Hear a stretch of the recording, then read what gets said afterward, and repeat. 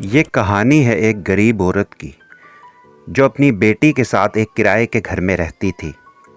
घर में कमाने वाला कोई भी नहीं था। वह औरत लोगों के घर काम करके अपना और अपनी बेटी का गुजारा करती। बेटी के पैरों में खराबी होने के कारण वह अपनी माँ का हाथ नहीं बटा पाती थी। एक दिन की बात है, वह औरत बहुत ज़्यादा बीमार हो गई। घर में खाने को कुछ भी नहीं था।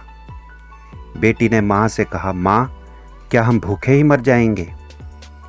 औरत ने अपनी बेटी से कहा कि वो बिल्कुल भी फिक्र न करे। इस दुनिया को चलाने वाला भगवान ही उनका पालन पोषण करेगा और उनकी मदद करेगा। औरत ने अपनी बेटी को कहा कि वह घर के दरवाजे पर लिख दे कि भगवान हमारी मदद करें और हमारी ज़रूरत का सामान हमें दे दें। बेटी ने ऐसा ही किया। उसी गांव में एक बहुत ही कंजूस और दुष्ट दुकानदार रहता था। उसकी भगवान में बिल्कुल भी आस्था नहीं थी।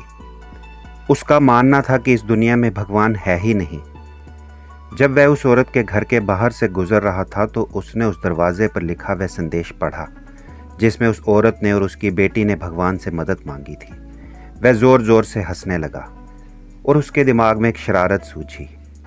उसने अपनी दुकान से ढेर सारा खाने का सामान और कुछ पैसे एक आदमी को दिए और कहा कि वह यह सारा सामान और पैसे उस औरत को जाकर दे, और जब औरत ये पूछे कि ये किसने भेजा है तो वह उसे कहे कि यह शैतान ने भेजा है। उस आदमी ने वैसा ही किया और उस औरत के घर जाकर उसे सारा सामान दे दिया। औरत और उसकी बेटी बहुत खुश हुए।